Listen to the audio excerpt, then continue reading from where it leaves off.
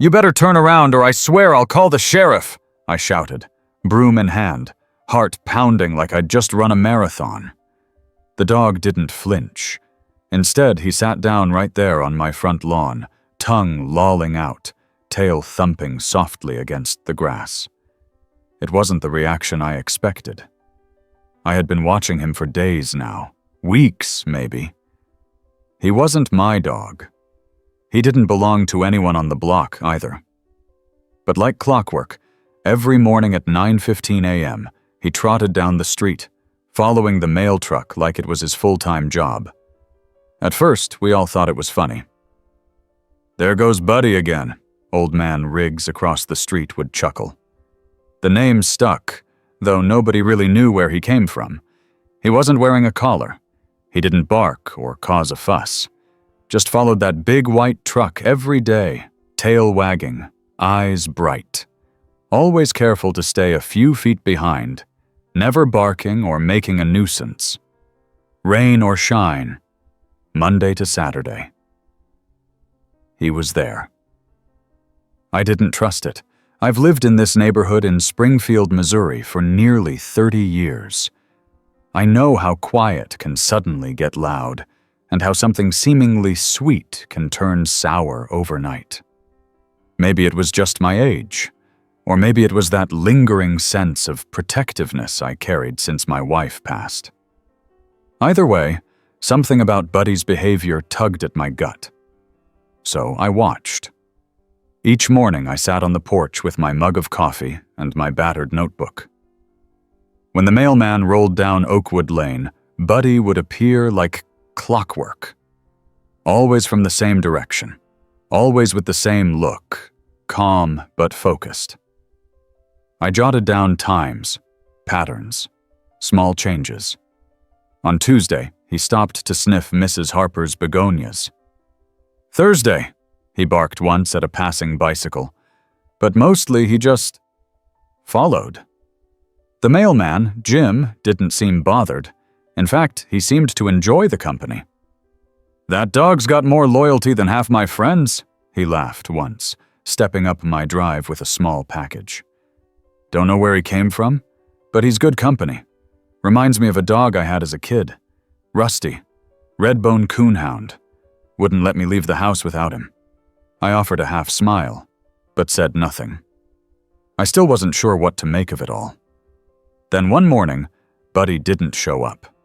The mail truck came, made its rounds, and Jim looked around like he was expecting something, or someone. His smile faltered a bit when he stepped onto my porch. "Didn't see your shadow today," I said. "Yeah," Jim replied, rubbing the back of his neck. "Strange. First time in weeks. Hope he's all right." I felt a twitch of concern, too, though I wouldn't admit it then. It had become such a routine, such a part of our sleepy neighborhood rhythm, that its absence felt like a missing heartbeat. But just as Jim turned to leave, there came that familiar tap-tap-tap of paws on pavement. Buddy emerged from between two houses, slightly limping, something clenched between his teeth.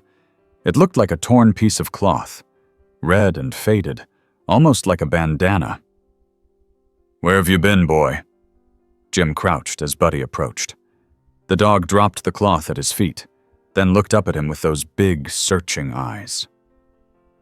Jim picked it up, frowned. "Well now, this is something. Looks like part of a uniform, maybe? Old postal colors. Huh?" The mood shifted. That gut feeling came back, and this time it settled heavy in my chest. Buddy followed the mail truck the rest of the route, limp and all. That night, I couldn't sleep. I found myself flipping through old photos, digging through boxes in the attic, looking for something I didn't even know I was trying to find. When I came across a yellowing newspaper clipping from 2004, I felt my hands go cold. Local postman dies in route collision. His name was Daniel Walker. Same route, same truck. The article mentioned a dog, Rusty, who was found at the scene, unharmed but distressed. No relatives could take him, so he was taken to the county shelter. I never heard what happened after. My heart thudded. I brought the clipping down, called Jim the next morning. "You said you had a dog named Rusty?" I asked casually. "Yeah, why?" "When'd you get him?" "Adopted him when I was 10. He was a rescue, got him from the shelter. Said he used to follow a postman around. Never really left the gate at first. Took him months to settle." The conversation echoed in my ears even after we hung up. That morning, I followed Buddy instead. I waited until Jim made the first few deliveries, then trailed behind the pair. I kept my distance. They stopped at the Johnsons', then the Carsons'. At each house, Buddy paused and stared at the porch, like he was waiting for something, or someone. When they reached the old house at the end of Birch Street, the one that's been vacant for years, Buddy sat on the step. Just sat. Jim waited, watching curiously. I stayed behind the hedges. Buddy let out one single bark. A light flicked on inside the house. I froze. The place was supposed to be empty, abandoned since the Thompsons moved out 2 summers ago. But that light, yellow and steady, glowed in the front room like someone had been waiting there all along. Jim approached cautiously. "Hello?" A voice answered. Faint, raspy. "Is that you, Danny?" He paused. "No, sir, I'm Jim. You all right in there?" There was a shuffle, and the door opened slowly. An old man appeared, white-haired and thin, wearing what looked like the remnants of a postal uniform. His eyes flicked to Buddy. "Rusty?" he whispered. Buddy padded forward and gently rested his head on the man's leg. I stepped out then, my disbelief overridden by curiosity. "Sir, do you live here?" The man looked up. "Used to be my house. Came back after the hospital discharged me. No one to take me in. Thought I'd just stay quiet, not be a bother. Didn't expect visitors." Jim looked like he'd seen a ghost. "You're Daniel Walker?" The old man nodded. "They said I died. Nearly did. Woke up weeks later. Rusty was gone. Thought he got put down. Never saw him again, until today." Buddy, or Rusty, licked his hand. "But that was over 20 years ago," I murmured. "Dogs don't forget," Jim said quietly. And suddenly, it all made sense. For weeks, Buddy had been retracing the route he used to walk with his owner, through streets that changed names, houses that got new coats of paint, families that came and went. But he remembered. He followed the scent of routine, of memory, until it brought him back to the man he thought he'd lost forever. The neighborhood never looked at Buddy the same way again. Neither did I. Jim helped Mr. Walker get proper care, made a few calls, got him on the list for assisted living. But every morning, until the move came, Buddy sat on that porch again, right where he belonged. And when they wheeled Daniel out on moving day, Buddy walked beside him like he'd never left. I still sit on my porch, coffee in hand.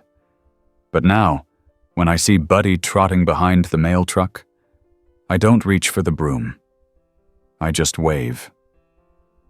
Because sometimes the heart remembers what the world forgets, and sometimes dogs are the only ones who hold on to the pieces we thought were lost forever. It didn't take long for the story to ripple through Oakwood Lane. By the next afternoon, neighbors were dropping by with casseroles, old photos, and more questions than answers. Buddy had become the local legend, and Daniel Walker, the man who had vanished decades ago and somehow returned, was at the center of it. But even with the revelation out in the open, there were still things that didn't make sense. For one, where had Buddy been all this time? He wasn't a young pup. That much was clear from his slower gait and graying fur around the muzzle. But 20 years? That didn't add up. Not unless... Maybe it's not the same dog? Mrs. Harper speculated as we gathered by her fence. Maybe it's his son. Or grandson. You know how traits pass down. Loyalty like that doesn't just vanish. We all nodded like that was enough to explain it. But I noticed Jim wasn't quite convinced. A few days later, I found him parked at the end of the block, reading an old binder filled with laminated papers and faded photographs. He looked up as I approached. "You keep a diary too?" I joked. "Training logs," he replied, holding up the binder. "When I started postal work, they made us log dog encounters. Bites, chases, even friendly ones. Helps the next guy on the road. Got curious and pulled the old files. Found something weird."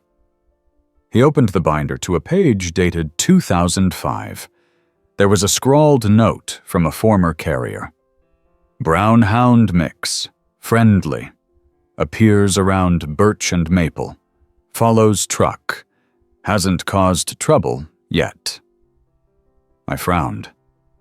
"That's years before you started." "Exactly, and check this out.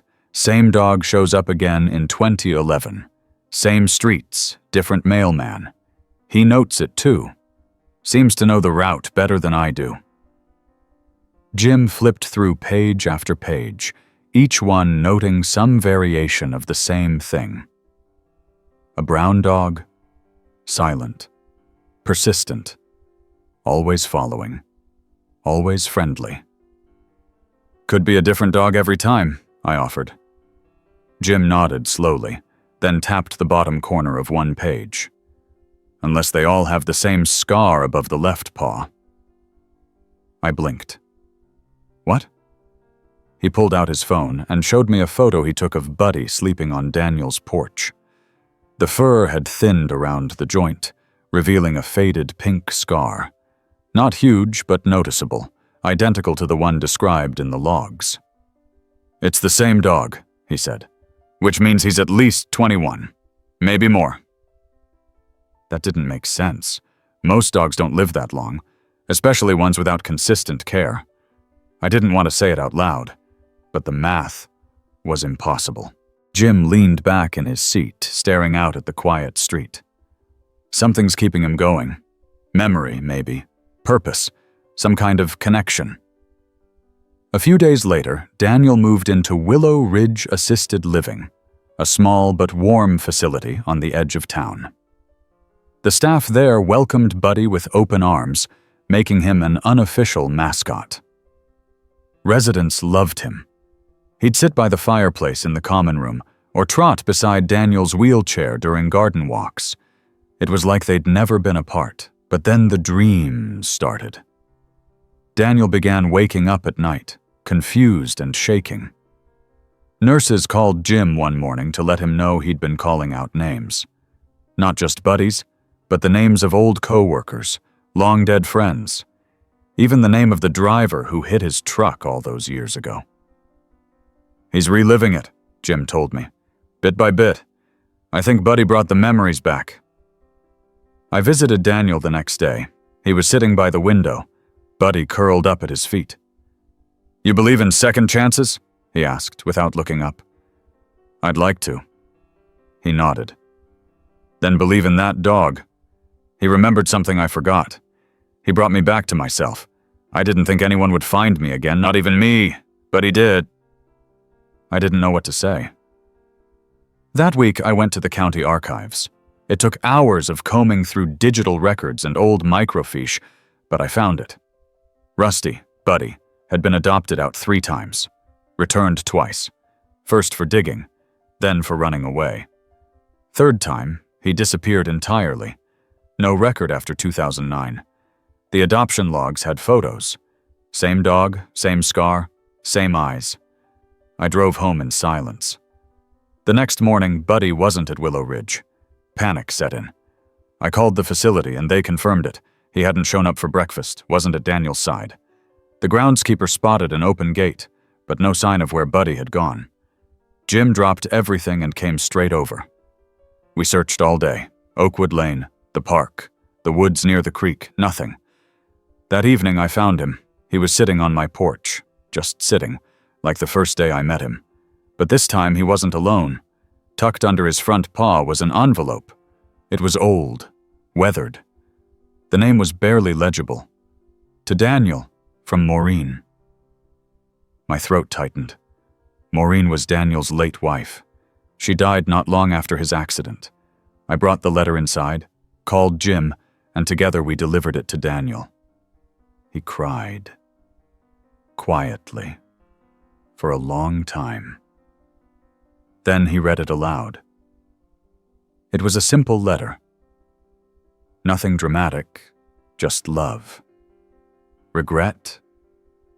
Hope. And a line at the end. If Rusty ever finds you, you'll know I never gave up. I don't know how the letter ended up where it did. I don't know how Buddy found it.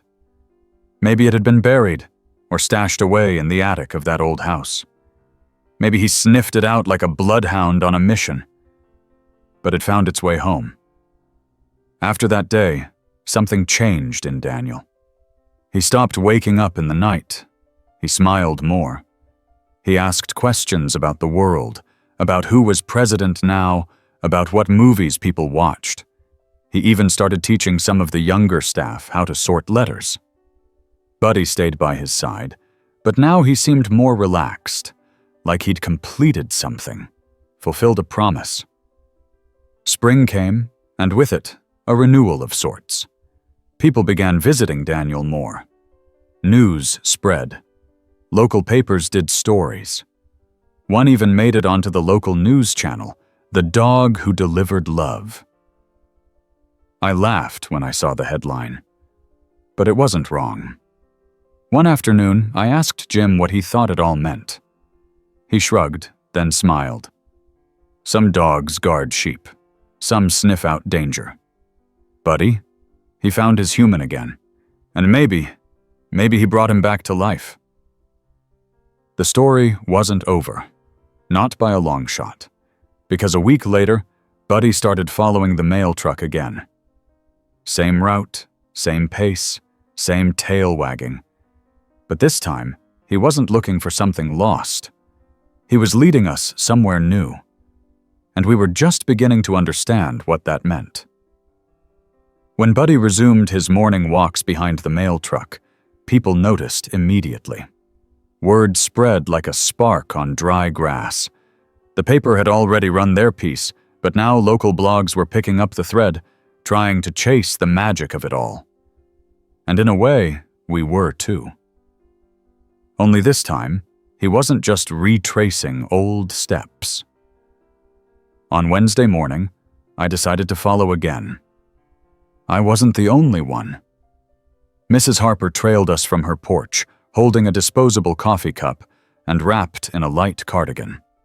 The Henderson twins zoomed past on scooters, pretending not to be watching.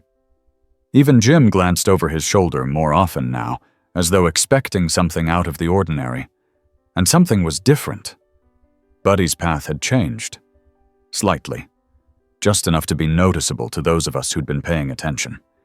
He'd still follow Jim, but at certain corners or driveways, he'd pause longer, tilt his head, let out a low huff like he was trying to say, "Look, remember."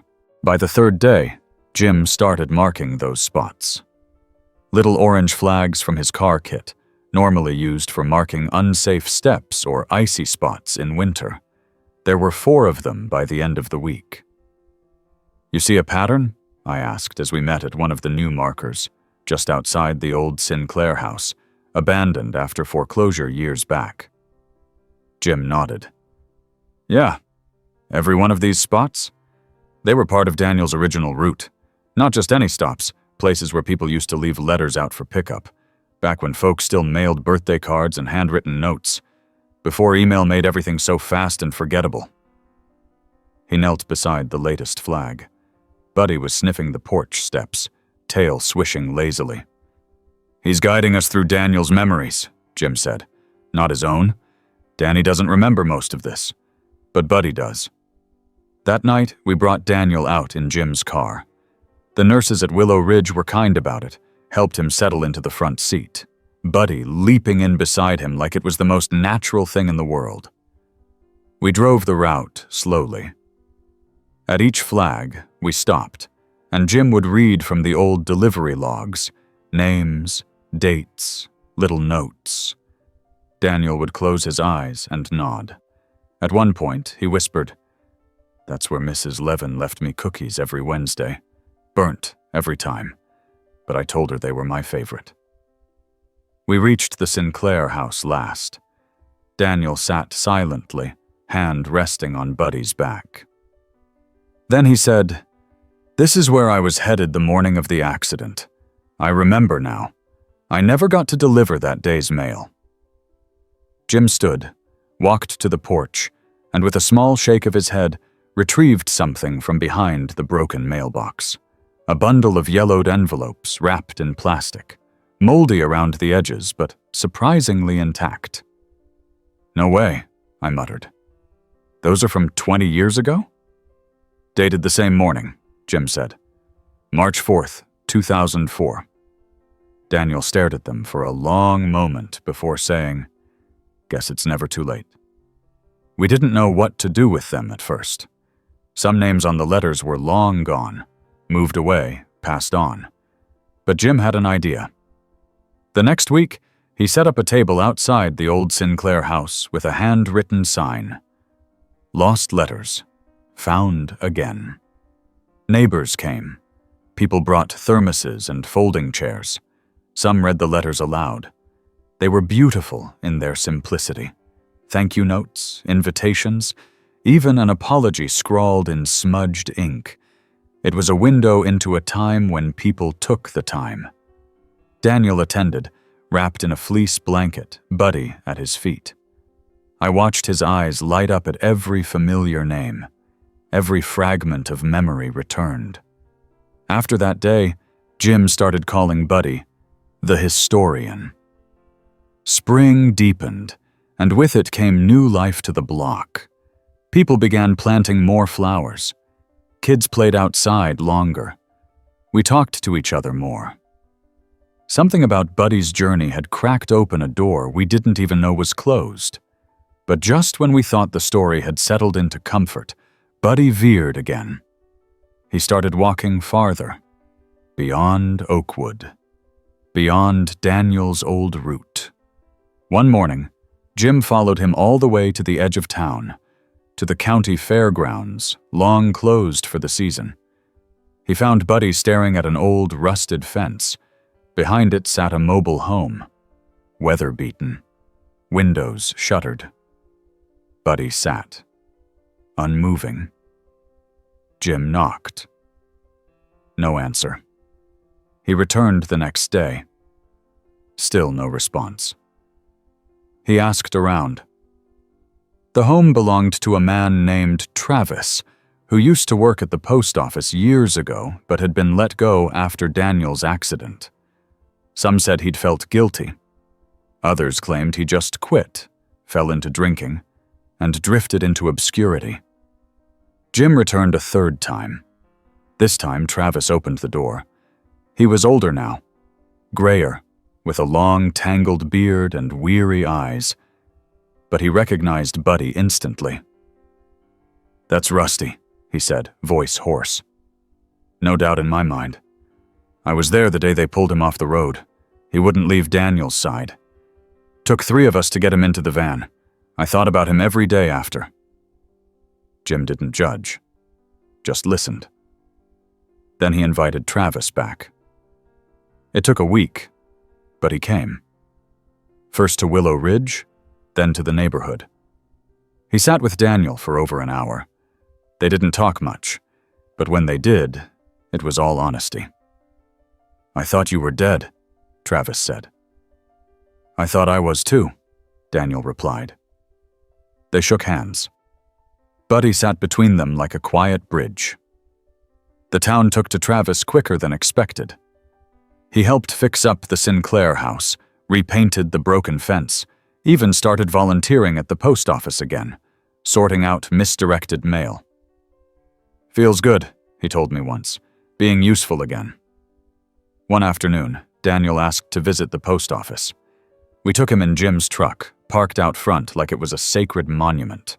Inside, staff clapped and greeted him like royalty. Buddy walked beside him, proud and alert. They gave Daniel a badge, honorary postman, and pinned it to his lapel. Jim handed him a fresh mail bag. "One more delivery?" he asked. Daniel chuckled. "Let's go." They walked the short block to City Hall, Daniel slowly but determined, Buddy keeping perfect pace. They handed over a letter, one that Daniel had written himself, thanking the town for never forgetting him. It would be displayed in the town archive. That night, Jim and I sat on my porch again. "Think Buddy knows what he's done?" I asked. "Maybe," Jim said. "Or maybe he's just doing what dogs do best, loving until they fix what's broken." I looked at Buddy, who was now dozing by the porch swing, tail twitching in sleep. He's done more than that. He reminded us who we are. But I had the strange sense that Buddy wasn't quite done yet. And the next morning, he proved me right. Instead of following the mail truck, he walked straight to the park. And there, sitting on the bench, was a little boy. Alone. And crying. Buddy didn't hesitate. He walked right up to the bench and sat at the boy's feet, tail low, ears tilted forward. It wasn't a bark or a wag that broke the stillness, just quiet presence, a living, breathing comfort. I had followed Buddy that morning with my thermos of coffee in hand, more out of habit than expectation. But when I saw the boy, maybe 6 or 7 years old, sitting there with his shoulders hunched and shoes untied, I stopped a few paces back. Something told me not to rush in. The boy sniffled, looked down at Buddy, and whispered, "Hi." Buddy didn't move. A few seconds passed, and the boy slid off the bench and sat cross-legged on the grass. He buried his hands into Buddy's fur and let out a long, trembling sigh. I watched from the shade of a nearby tree, unsure if I should call someone or just let the moment unfold. Eventually, I stepped forward. "Hey there," I said gently. The boy looked up, startled but not afraid. "Is he your dog?" he asked. "Not really," I said, sitting down on the other end of the bench. "He sort of belongs to everyone, or maybe to no one. He just knows where he's needed." The boy nodded, like he understood. He didn't say anything for a while, and I didn't press. Buddy lay down, head on paws, eyes closed, but clearly paying attention. "My name's Oliver," the boy said finally. "I was supposed to go to school, but I didn't want to, so I walked. I ended up here. Does your mom or dad know where you are?" "My dad's in Texas. My mom, she's sick. Real sick. I live with my grandma now, but I don't like her house. It smells like onions and cats." There was a rawness to the way he spoke. Not angry, just tired, older than his years. "Buddy must have known you needed some company," I said. Oliver scratched behind Buddy's ear. "He's the only one who didn't ask me a bunch of stuff." That was when Jim arrived. He'd gotten my text. He approached slowly, crouched beside the boy. "Hey there, I'm Jim. I help deliver mail around here. We've been looking for a special dog. Looks like you found him." Oliver smiled faintly. "I didn't find him. He found me." "That he did." Jim glanced at me. "Should we call someone?" I nodded, just to make sure he gets home safe.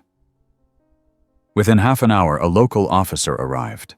He knew Oliver, knew the grandmother too, said she'd been frantic. Oliver didn't want to go back, but Buddy stood beside him the whole time, nudging his side gently with his nose. Before they left, I gave the officer my number, told him to tell the grandmother Oliver could visit any time, that Buddy would be waiting. Oliver looked back 3 times as the cruiser pulled away. The next morning, he was back. This time with a peanut butter sandwich, which he split in half and fed to Buddy without hesitation. They became inseparable. Every day after school, Oliver would show up at Willow Ridge, sit beside Buddy and Daniel during their garden walks, sometimes reading aloud from comic books or just talking about his day. Daniel loved it. He said Oliver reminded him of his son when he was little. Soft-spoken, curious, always asking questions. One day, Oliver asked the big one, "Why do dogs remember things better than people?" Daniel looked down at Buddy. Maybe they don't remember everything. Maybe they just remember the right things. The weeks rolled on, and the seasons hinted at shifting again. Summer crept in with its slow, golden heat and long evenings. But there was something else in the air, like Buddy was preparing us for something we hadn't yet understood. He started visiting new streets. Not random ones, though. Always residential. Always with homes that looked worn or forgotten. He'd stop in front yards and stare at doors. One afternoon, he led Jim and me to a cul-de-sac on the east side of town we rarely passed through.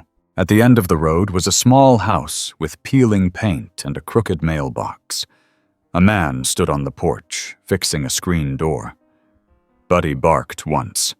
The man looked up, startled, then squinted. "Rusty?" Jim and I exchanged glances. We introduced ourselves. The man's name was Dale. He used to work with Daniel years ago at the post office, before moving away. When he heard what had happened, he'd assumed Daniel had passed and never came back. He'd returned only recently, after losing his wife. "I always wondered about Rusty," he said. "Didn't think I'd ever see him again." He bent down and Buddy walked right into his arms. That night, Daniel and Dale reunited. 2 old friends who hadn't seen each other in decades, brought together by a dog who apparently never forgot either of them.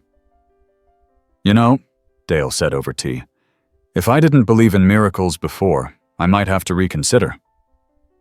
Daniel just smiled. "He's not a miracle.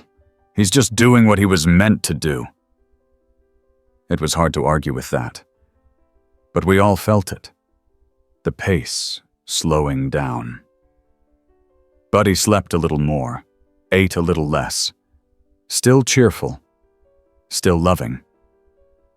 But his energy dimmed just slightly. Enough for us to notice. One evening, Oliver climbed onto my porch while Buddy rested beside the swing. He looked worried. "He's not sick, is he?" I shook my head. "No, just tired. He's done a lot in his life, more than some people do in 100 years. Oliver sat beside him and whispered, "You don't have to do anything else, okay? Just stay. That's enough." Buddy blinked slowly, then rested his head on Oliver's knee. We all started walking a little slower after that. Not because we were sad, but because we didn't want to miss anything. Daniel started writing again. Letters, mostly. To people who had once meant something to him. To neighbors. To Jim. Even to Buddy. He kept them all in a box by his window. "For when it's time," he said. But Buddy kept walking. Even if it was just to the end of the block. Even if it meant lying down in the sun for an hour before heading home. He seemed content now, as though whatever journey he was on had reached a new chapter. The only question was where it would lead next. And none of us wanted to guess too soon, because with Buddy, you never really knew what surprise tomorrow might bring. By early June, Buddy's new path had become the talk of Oakwood Lane. What had started as a curious routine had transformed into something resembling a map, a living memory trail marked not by signs or coordinates, but by presence. He wasn't retracing Daniel's steps anymore. That chapter was complete. No, Buddy was doing something different now. He was checking in. At first, we thought he was just choosing houses he liked, but after a week of watching him stop at a faded blue ranch house every other day, we started connecting dots. Jim and I asked around. Turns out the woman inside, Mrs. Elkins, had recently lost her husband. She hadn't stepped out in weeks, neighbors said. Then Buddy started showing up at her fence, sitting quietly for half an hour, then leaving. Like clockwork, she told me when I came by to ask. He doesn't bark or scratch or anything, just sits there, right where Robert used to drink his coffee. She teared up as she said it, and I offered to bring her a pie the next day. From then on, I started keeping a log again. Each place Buddy visited seemed to have a story. The young couple trying to conceive after 2 miscarriages. The retired teacher who missed the classroom so much he'd taken to tutoring kids online for free. The war veteran who used to talk to his dog every morning until she passed 3 months earlier. Buddy wasn't random. He was deliberate. He's tending the roots, Daniel said when I told him. Some dogs herd sheep, some guard. Rusty? He watches over people, makes sure the soul of a place doesn't get lost. Daniel's memory was sharper these days. It was like Buddy had peeled back the fog and let sunlight back in. He wasn't always energetic. Age had its grip, but he was present, and that mattered. He and Oliver had developed a bond that made folks stop and smile whenever they passed. It wasn't a grandfather-grandson thing, exactly. More like 2 travelers from different ends of the road who had chosen to walk the same path for a while. Every Saturday morning, they'd sit in the gazebo outside Willow Ridge, Daniel with his notebook and Oliver with his book of dog breeds. They made a list together. Every dog Buddy might have known, every person he'd helped, every place he'd stopped. It was their little history project. I want people to remember him, Oliver said, even after he's gone. He's not going anywhere, Daniel replied. He's just changing where he leads us. Then came the afternoon Buddy stopped in front of the old community center. It had been closed since the pandemic hit. Funding ran out, and nobody picked up the pieces. The sign out front still had a faded banner from the last pancake breakfast fundraiser. Buddy sat in front of the doors and refused to move. Jim and I watched from across the street, leaning on my truck. After 20 minutes, Jim walked over and sat down beside him. "What is it, boy?" Buddy let out a soft whine. Jim looked at me and shrugged. I crossed over, knelt, and rubbed behind Buddy's ear. Then I noticed it. A flyer tucked under the doorframe, yellowed but visible. It was an old call for volunteers, and handwritten in the corner, "If you want to bring this place back, call me." A name and number. Rebecca Long. I didn't know her. We called. She picked up on the second ring. "You're calling about the center?" she asked, stunned. "Your number was on an old flyer." "I've been waiting for someone to call." By the end of that week, a small group of us had dusted off the chairs, swept the floors, and gotten the electricity back on. Turns out Rebecca had kept up the paperwork all these years, hoping someone would care again. Buddy was there every step. Lying in the sun by the entrance as paintbrushes swung, posters were updated, and kids started poking their heads in with wide eyes. We called the first reopening event Buddy's Day, a neighborhood celebration, free to all, with ice cream, music, and a short slideshow about the dog who brought the block back to life. Oliver helped make the video. He narrated it himself. His voice cracked once, but he pushed through. "This is Buddy," he said at the end.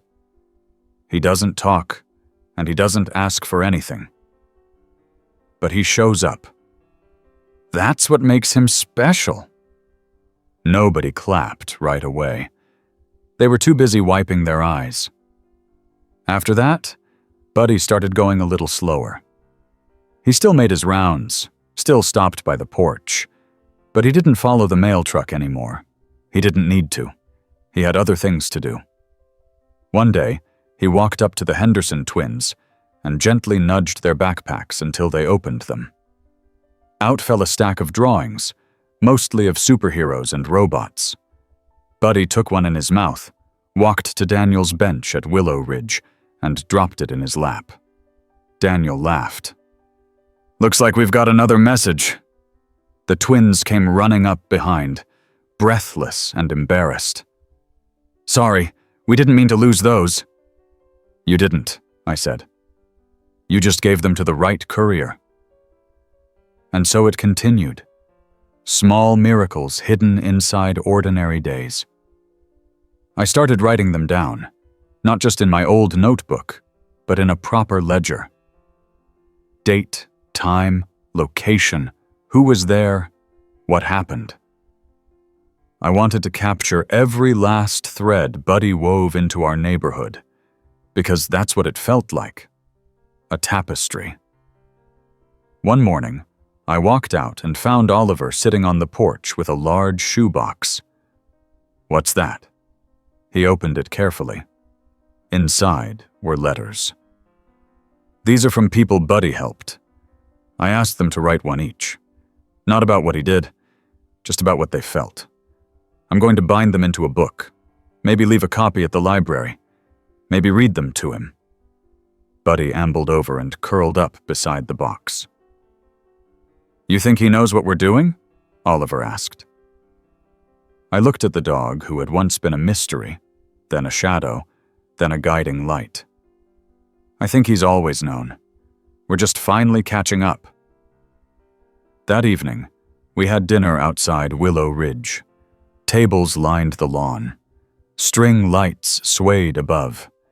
Daniel sat in a cushioned seat, Oliver beside him, notebook open. As the sun dipped low, Buddy walked between the tables, accepting scraps and gentle pats. He stopped at each person like he was checking them off a list. Safe. Happy. Loved. He ended the evening lying under Daniel's chair, eyes closed, tail still twitching now and then at the sound of laughter. And even then, I knew he still wasn't finished. It was early morning. The kind of morning where the sun hasn't quite committed to rising, but the air already promises heat by noon. I stepped outside with my coffee, expecting to see Buddy making his usual slow march toward the center of the neighborhood. But today, he wasn't on the sidewalk. He was waiting by my truck. He looked up at me and let out a soft, low bark, not the kind of bark that warned or begged, but one that invited. "You want to go somewhere?" I asked. His tail swished once. I grabbed my keys. We didn't drive far, just past Willow Ridge, through the southern edge of town where the buildings started giving way to more trees and open fields. Buddy stared out the window the whole time, nose twitching like he was following a memory instead of a scent. Eventually, he sat up straighter and looked toward an old dirt road. "All right," I said, slowing down. "Let's see what you've got in mind." At the end of the road was a church. White siding, weathered cross on the steeple, paint chipping around the windows. I hadn't seen it in years. It used to be a gathering place decades ago, weddings, potlucks, town meetings, but now it looked forgotten. Not abandoned exactly, just paused. Buddy jumped down from the truck and walked straight to the front steps. He sat. I followed slowly, unsure if we were looking for something or just visiting. There was no one around, no cars in sight. But Buddy stayed, still as stone. After a minute, I heard the creak of a door from the back of the building. A woman stepped out. Mid-50s, denim jacket, hair tied back with a scarf. She carried a plastic watering can and looked surprised to see us. "Can I help you?" she called. "I'm not sure," I said honestly. "I think he brought me here." She walked closer and squinted at Buddy. Then her eyes widened. "Well, I'll be. That's Rusty." I almost corrected her, but didn't. "You know him?" "Used to come here with Daniel and Maureen, Sunday mornings. Rusty would wait by the doors, wouldn't go inside, but he'd stay till the last hymn. We all loved that dog. After the accident, he stopped coming. I always wondered what happened." "He's been busy," I said, chuckling softly. She smiled and bent down. Buddy licked her hand. "I come back here once a week to water the garden and check on the place," she explained. "Haven't had a service in 10 years. But maybe it's time again." Buddy stood and walked around the side of the church, tail wagging gently. The woman, her name was Carol, followed him. I trailed behind. Behind the church was a patch of earth where the grass had gone wild. But at its center, overgrown but recognizable, was a stone bench. And next to it, a small memorial marker. I hadn't known it was there. Maureen Walker, 1951 to 2004. Her songs still echo. Buddy lay beside it, like he'd done it 100 times before. Carol looked down and shook her head. "I didn't know he still remembered." "He remembers everything," I said. She stood in silence a while. Then she looked at me. "We're having a town potluck next weekend. We were going to do it at the park, but maybe here makes more sense. Would you and Daniel come?" "If Buddy says it's the right place, we'll be there." That afternoon, I told Jim and Oliver. The three of us got to work cleaning up the church grounds. Word spread fast, and by the next morning, half the neighborhood was out there, mowing, painting, scrubbing down folding chairs pulled from the dusty basement. Daniel came in the afternoons, pushed by one of the nurses from Willow Ridge. He sat beneath a canopy with Buddy by his side, watching the town come back to a place that had once meant so much to him. "She'd be happy," he said softly one day. "Maureen. This was her favorite place. Not because of the building, because of the people." The potluck came, and so did everyone. Children ran around with paper hats. The Henderson twins organized a water balloon toss. Jim grilled burgers with a small crew, while Carol set up a table filled with lemonade, sweet tea, and desserts. Someone brought a speaker and played music from a playlist Oliver had curated. Daniel's favorite oldies mixed with Buddy's unofficial theme song, as the kids called it, which turned out to be an old folk tune about a dog named Blue. There were speeches, but none too long. Laughter filled the air. And through it all, Buddy wandered from group to group, letting people pet him, sometimes sitting just long enough to be a part of a moment before moving on. At one point, he settled beside the bench behind the church, and one by one, people drifted back to sit or kneel quietly beside him. Some brought flowers.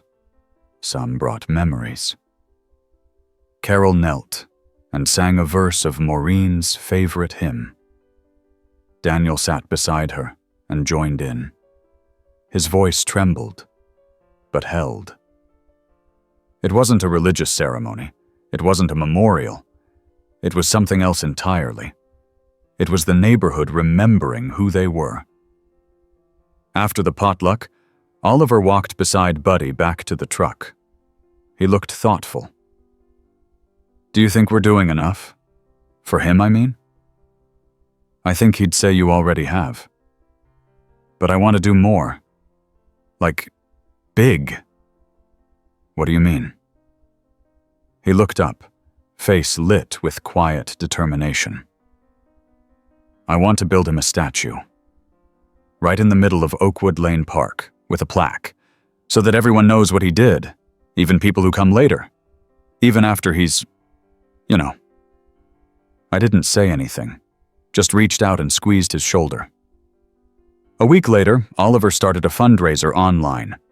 The goal was modest, just enough for a local sculptor and a bronze plaque. In under 48 hours, they tripled the amount.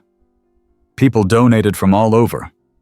Former neighbors, friends, strangers who had read about Buddy's story online. Messages came in with their donations. This dog reminded me to visit my grandma. My kid met Buddy once, never forgot it. He helped me when I didn't even know I needed help. The town council approved the project unanimously. The statue would go right by the bench near the community garden. Buddy watched the preparations with sleepy eyes and a soft tail wag. He didn't seem overly impressed, just content. Daniel had started writing poems again. He printed one and gave it to Oliver. Maybe this can go on the plaque, or just be something you keep. It read, "He walked with no leash, no orders, no voice, only with purpose, and made the quiet choice to show up and stay and remind us each day that love walks beside us in the simplest way." Oliver cried when he read it. So did I. The sculptor came the following weekend to begin his measurements and sketches. He asked Oliver to bring Buddy to the park one morning and took dozens of pictures, lying down, sitting, mid-walk. He said he wanted the statue to feel alive. Oliver beamed. He is. Buddy watched the whole thing quietly, almost like he knew what we were doing, like he was humoring us. That evening, I sat on the porch with Jim and Daniel. The sky was pink with the first streaks of dusk. "You think he knows how much he's changed this place?" Jim asked. Daniel chuckled. "Buddy doesn't care about change. He cares about people. If we're smiling, he's done what he came to do." "But what did he come to do?" I asked. Daniel leaned back, eyes on the sky. "To bring us home." And somehow, it made perfect sense. Because when Buddy walked through our streets, he didn't just carry his own memories. He carried all of ours. And we were finally starting to understand what that meant. By the time the sculptor began shaping the first clay mold of Buddy, our neighborhood had started to resemble something I thought was long gone. People waved more. They lingered on porches. Kids rode their bikes in slow loops instead of racing home to screens. It felt like the clock had turned back, not to a specific year, but to a feeling we hadn't known we missed. Buddy still made his rounds, but now he wasn't alone. Oliver followed him most days, and a few others had started tagging along, sometimes just for a block, sometimes all morning. It became known as the Buddy Walk. Even folks from outside Oakwood Lane showed up, asking if they could join. One Saturday, we had over 20 people walking behind him, sipping coffee, chatting, greeting neighbors they hadn't spoken to in years. And Buddy, as always, led with that same quiet purpose. He never walked fast, never turned to check if anyone was following. He just trusted. That week, we found out that the local elementary school had added a section to their end-of-year assembly titled, "What We Learned from Buddy." Oliver gave a short speech. It wasn't rehearsed, just honest. He doesn't talk, but he listens. He doesn't hurry, but he gets where he needs to go. And he doesn't ask anything from you, but when you look up and he's there, everything feels better. The auditorium was silent when he finished. Then came the applause. Real, full-hearted applause. That summer, the statue was installed. It was more than we imagined. The sculptor had captured not just Buddy's shape, but his spirit. The gentle tilt of his head, the relaxed curve of his spine as he sat, the tail that seemed just about to wag. The plaque was placed beneath with Daniel's poem etched into a bronze plate. The unveiling ceremony drew a crowd larger than the town's 4th of July parade. Local news came out. People brought flowers, stuffed animals, handwritten notes. The mayor even gave a speech. Buddy didn't seem fazed. He sat beside the base, tongue out, tail thumping lightly against the grass. Oliver placed a small bandana around his neck that morning, blue with yellow paw prints. Buddy wore it like it had always been part of him. After the unveiling, we noticed something new. People started bringing Buddy letters. Not just kids, but adults, too. Some wrote about what they were going through. Others thanked him for something he'd helped them realize. A few just wrote about their day.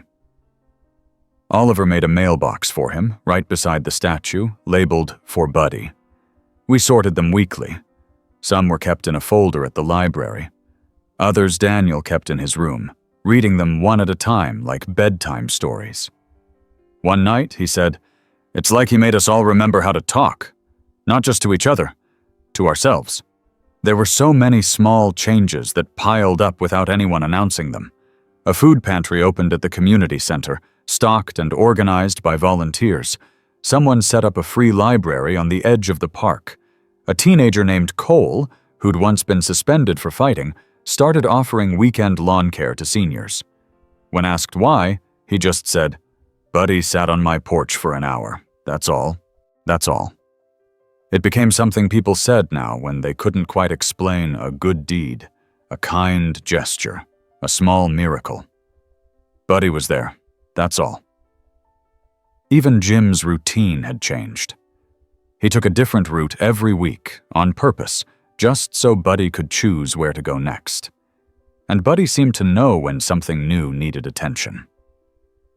One Tuesday, he led the walk to an apartment complex on the edge of town, one most of us had forgotten existed. It wasn't dangerous, just distant, tired. The paint was peeling. The benches were rusted. Kids played with broken toys under sagging trees. Buddy walked right up to the stoop of Building 4 and sat. A woman opened the door slowly. Her face was lined with fatigue, the kind that doesn't come from a bad night's sleep, but from years of pushing forward with too little. She looked down at Buddy, then up at the group behind him. "You folks lost?" Jim shook his head. "We're right where we need to be." Buddy walked inside like he'd lived there his whole life. The woman didn't stop him. We learned her name was Heather. She had 3 kids, worked nights, and hadn't spoken to a neighbor in months.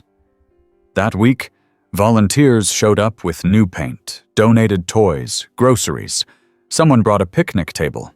Someone else mowed the lot. By the end of the month, Building 4 looked different. Lived in. Not just survived. Buddy never stayed long. Just long enough. Oliver started calling him our compass. It stuck. He even made a patch for his backpack with Buddy's face inside a compass rose. We made copies and handed them out at the school. Teachers wore them too. Somehow, quietly, Buddy had become the center of everything, without trying to be the center of anything.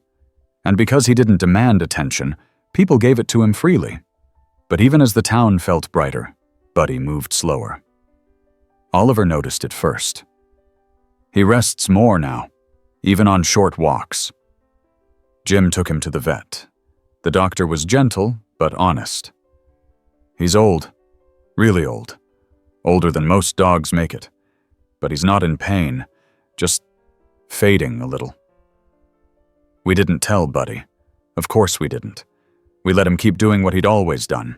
Lead with kindness, rest when needed, keep showing up. That fall, Daniel asked to go back to the church again. Carol arranged everything. It was a crisp afternoon, leaves swirling like confetti around the steps. Daniel wheeled up to the stone bench where Maureen's marker stood. Buddy lay beside it like it was instinct. "This is where I feel closest to her," Daniel said. "But also, this is where I feel closest to him." Buddy looked up, ears twitching. Daniel reached into his coat and pulled out a small book.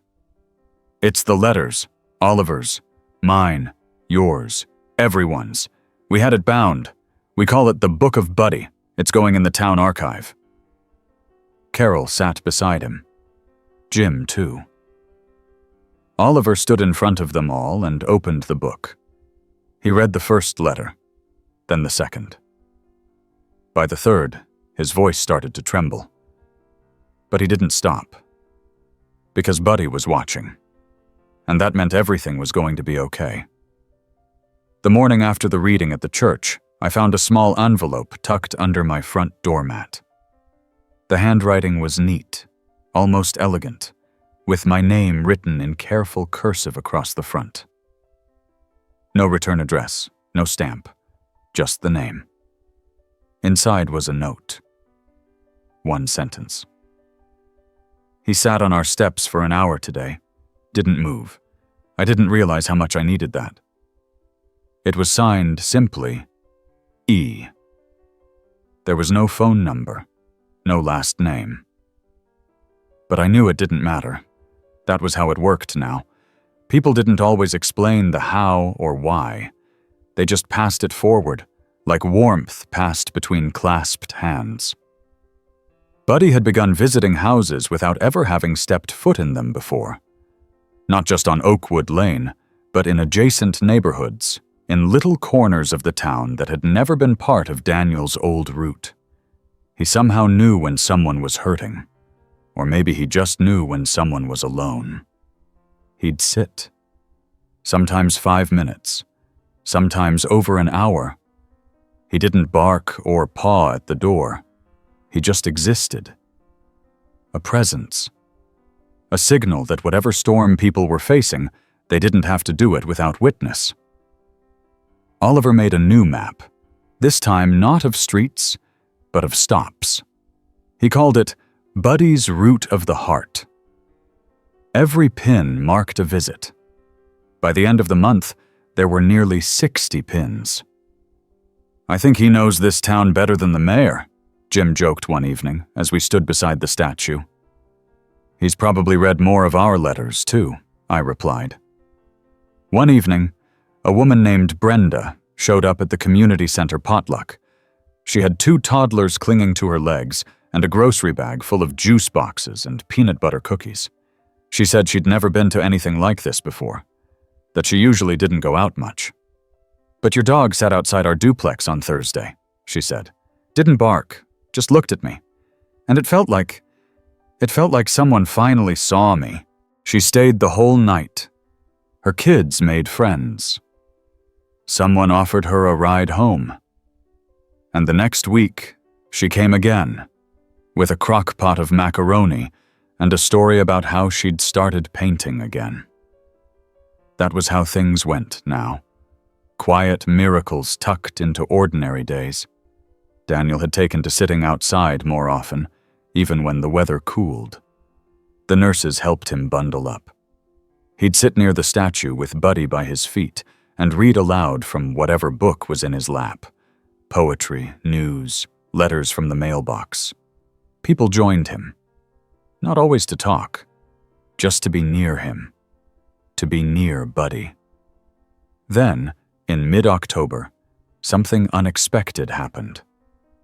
A man named Wesley showed up at the edge of Oakwood Lane, holding a photograph. It was faded, the edges worn soft with time. In it stood a young boy, maybe 10 years old, beside a brown dog that looked unmistakably like Buddy.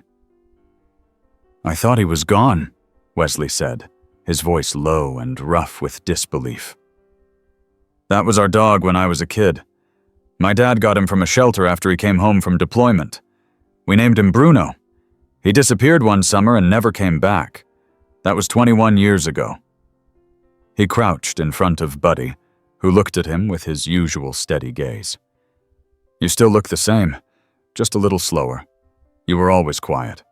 My mom said you weren't lost. just looking for something more. I didn't believe her. Not until now. Daniel watched from his bench. He didn't interrupt, just nodded slightly. After Wesley left, Jim turned to Daniel. That's the third person this year who's claimed they knew him years ago. You ever think maybe he didn't belong to just one of us? Daniel smiled faintly. Maybe he never did. Oliver took the photo Wesley left behind and added it to the wall at the community center, where we had started a display titled Stories Buddy Brought Home. Dozens of pictures and letters now lined the corkboard. Some were scribbled by children, others typed out on stationery. One was written in careful pencil by a woman in her 90s who said she saw Buddy outside her window the same day her husband's ashes arrived. That week, Buddy slowed again. He still walked, still made his visits. But now he slept longer in the mornings, curled under the bench with his paws tucked under his chin like a puppy. Oliver took to lying beside him after school, reading aloud from a growing stack of books. He even started writing his own, a storybook titled The Dog That Never Left. "Do you think he knows it's about him?" he asked me one afternoon. "I think he knows it's about all of us," I said. Because the truth was, Buddy had become more than a dog. He was the reflection of our best selves. He reminded us how to show up, how to stay kind without needing a reason, how to walk gently in a loud world. Then came the first snow. It wasn't heavy, just a dusting that turned roofs white and left powdered footprints on sidewalks. That morning, Buddy sat outside the library, watching the kids go in for story time. He didn't join them. He never went inside buildings unless invited. But he waited until the last of them had entered, then turned and walked slowly back toward the statue. I followed from a distance, not wanting to break the rhythm. When he reached the park, he stopped beside the bench, sat, looked up at the sculpture of himself.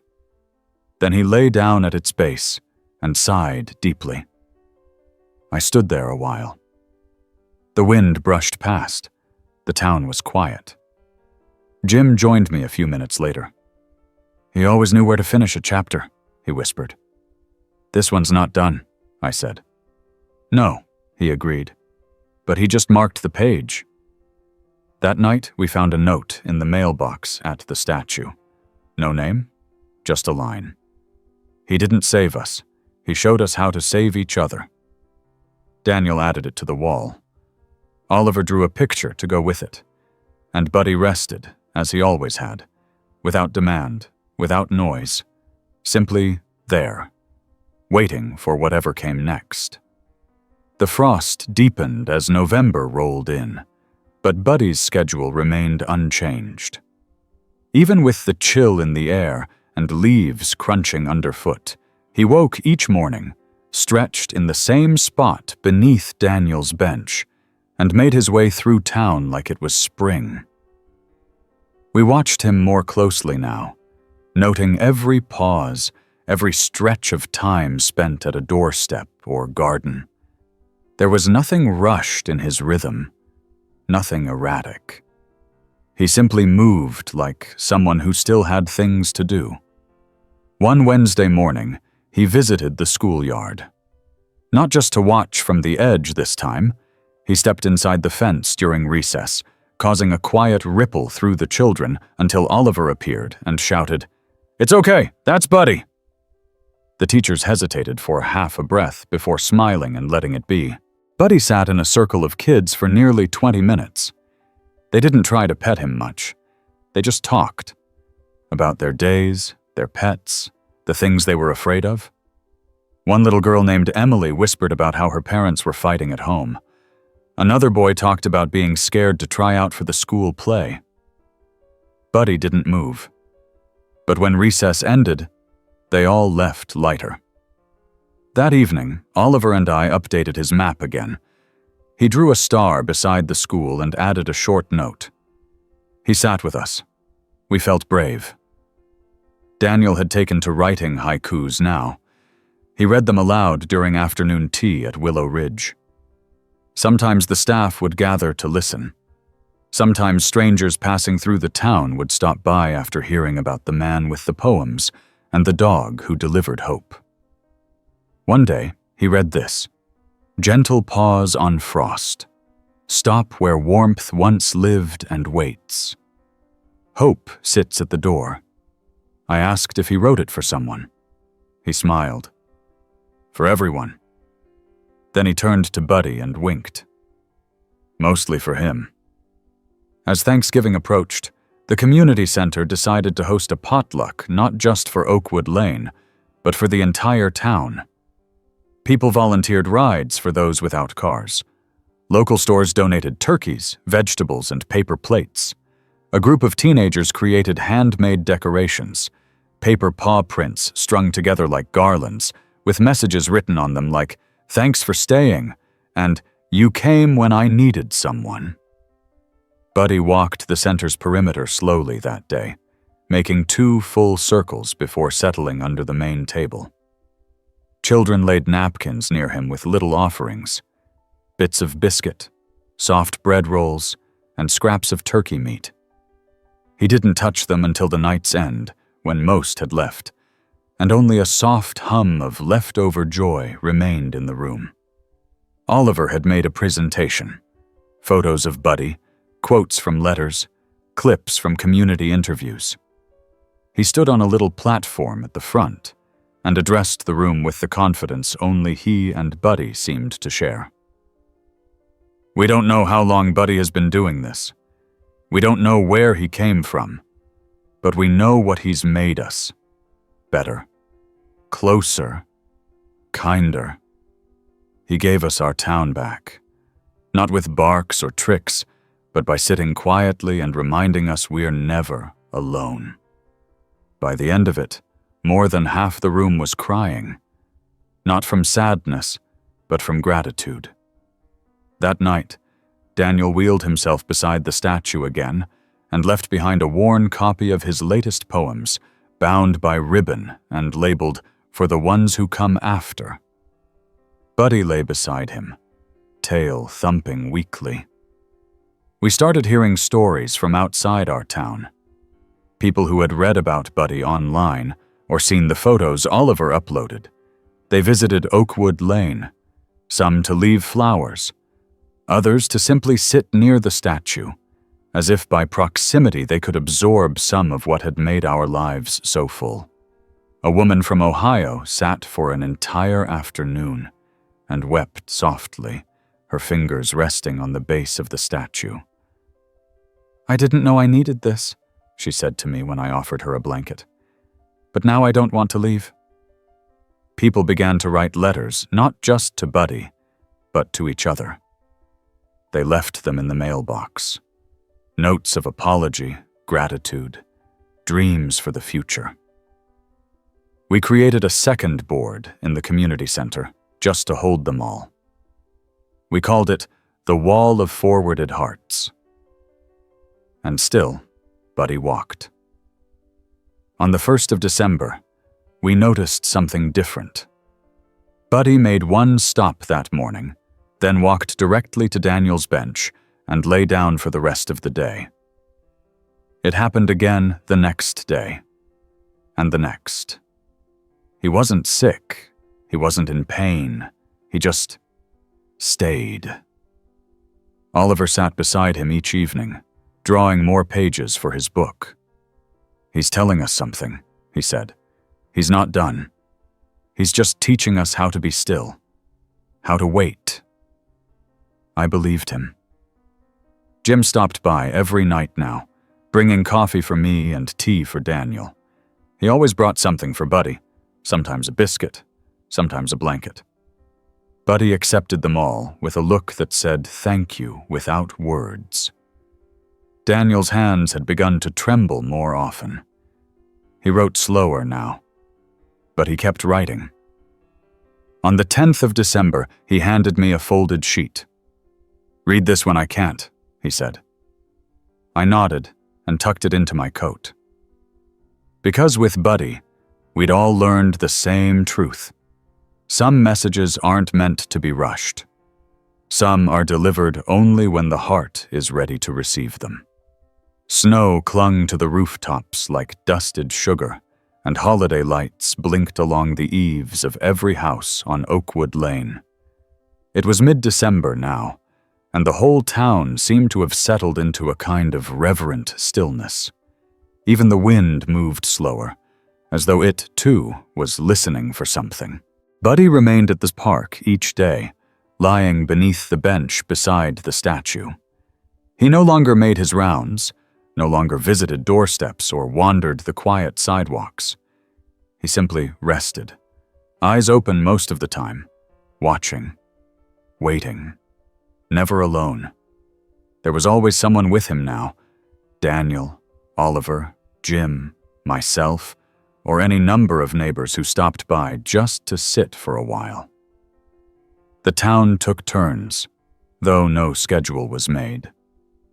People brought quilts, thermoses of warm broth, old radio playlists that played softly through portable speakers. Children whispered stories in his ear. Adults sat in silence beside him, sometimes crying, sometimes smiling. It was never dramatic, never forced. It was peaceful. Daniel had grown quieter, too.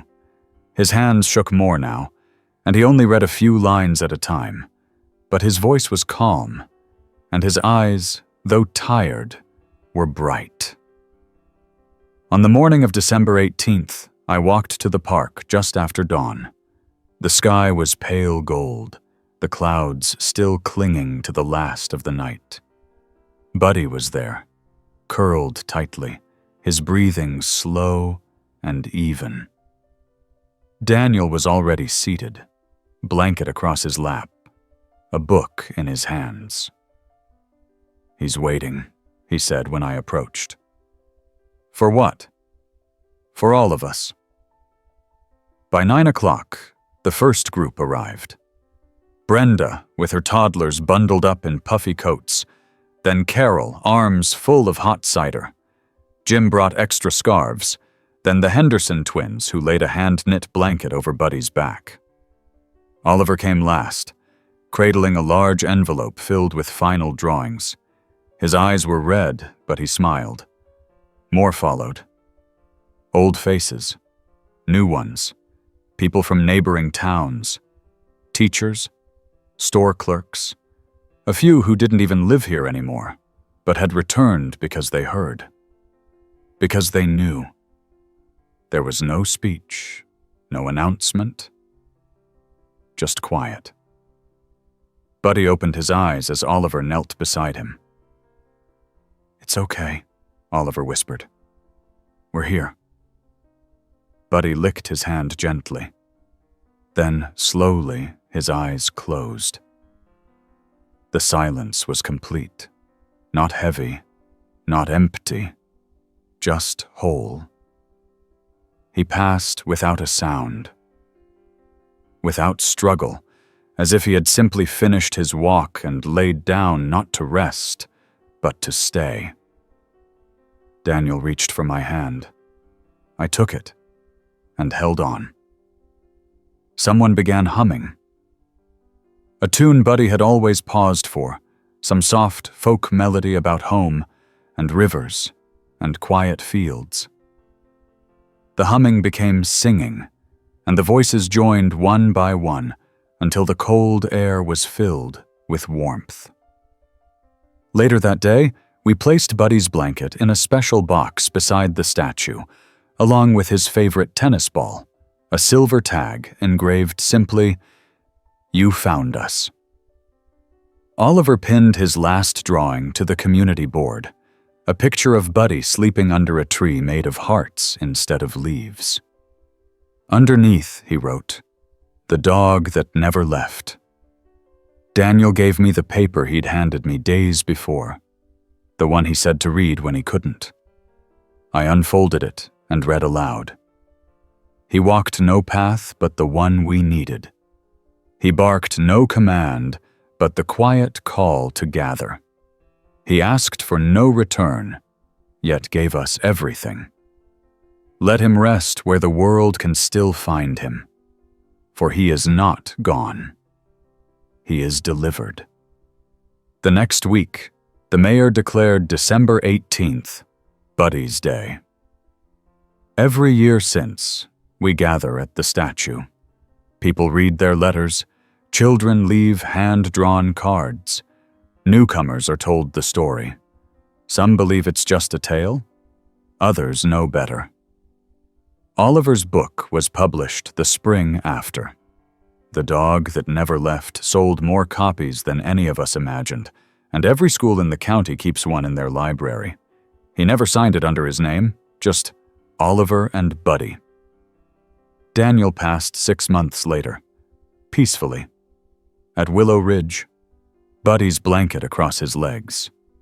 He left behind a journal of poems and a note for us. Let this place always remember not the dog, but the way he made us walk. We still walk. Each morning, someone makes the route.